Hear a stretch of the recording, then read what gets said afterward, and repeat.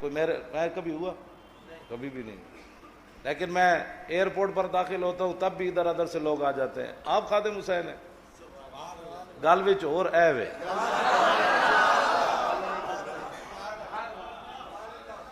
گل وچ اور اے وے لوگ وہاں بی بی سی نے میری چلا دی.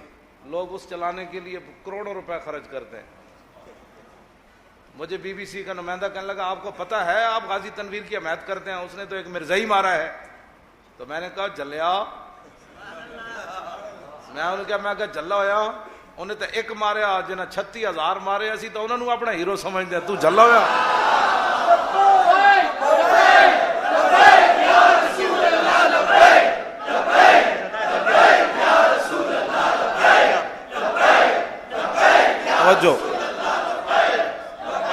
توجہ. میں نے کہا جنگ یمامہ جو ختم نبوت کی خاطر لڑی گئی, اس میں 36,000 صحابہ نے منکرین ختم نبوت کو مارا.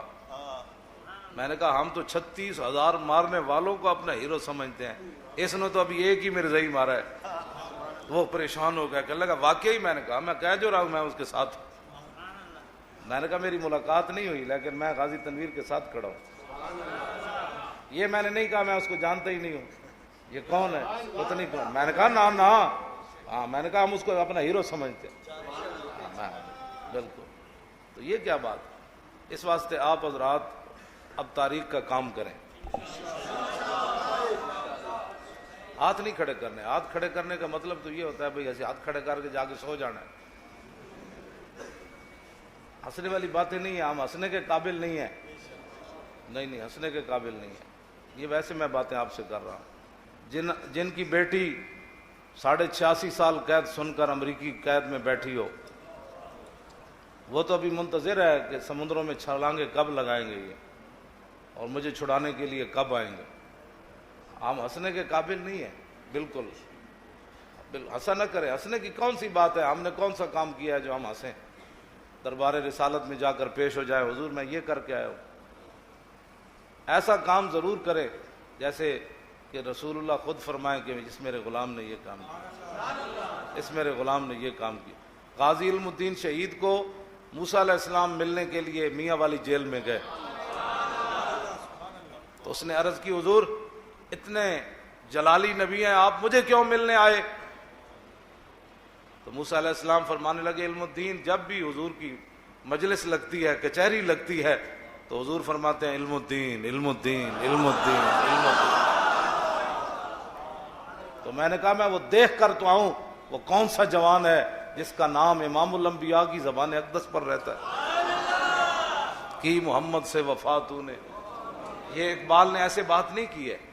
ہاں جی, ترکھانہ دا پتر ہوئے تو حضور نہ وفا کر جائے تو حضور نبیوں کی مجلس میں بھی اس کا نام لے دیتے.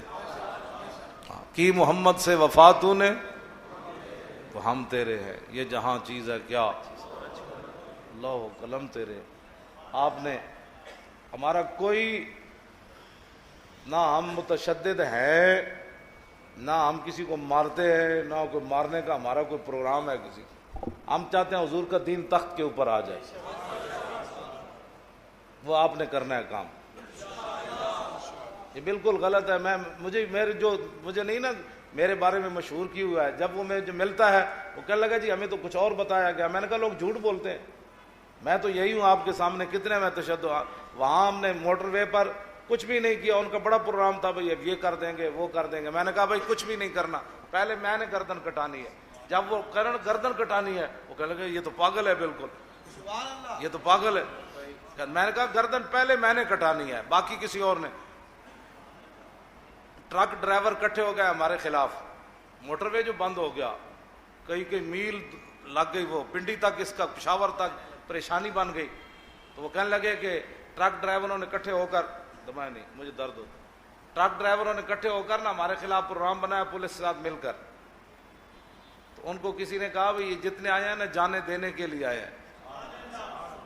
تو ٹرک ڈرائیور جو ہے وہ پھر چلے گئے. انہوں نے کہا کہ تمہیں کوئی مولوی ہوں گے جو یہ تو جانے دینے والے لوگ ہیں. ہاں تو ہم جانے صرف حضور کے لیے دیتے ہیں, نہ روٹی کے لیے نہ سڑکوں کے لیے.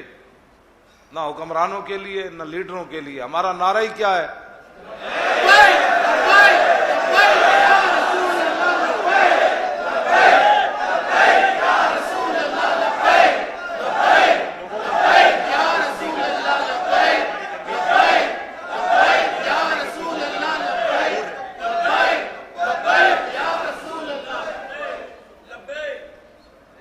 جب بھی جلسہ کوئی جلوس ہو نا تو آپ حضرات لوگوں کی سازشوں کا شکار نہ ہوا کریں، اپنے قائدین کی ہدایات کے مطابق چلا کریں.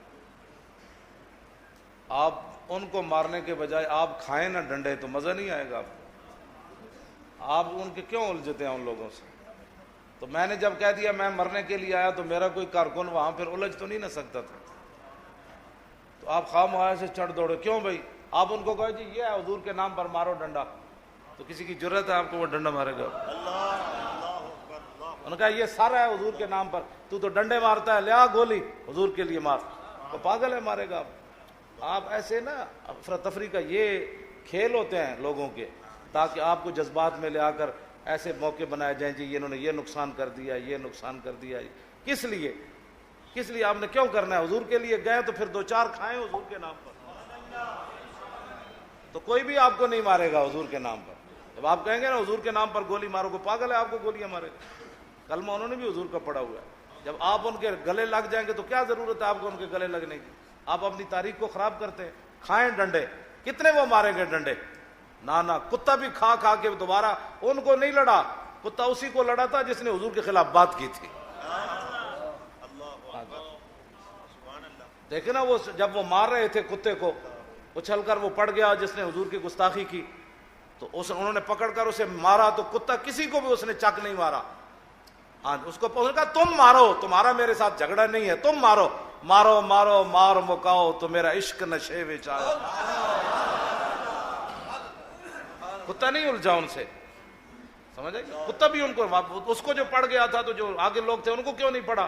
اس نے کہا تمہارا ہمارے ساتھ کوئی جھگڑا اس سے ہے جس نے حضور کے بارے میں بات کی ہے.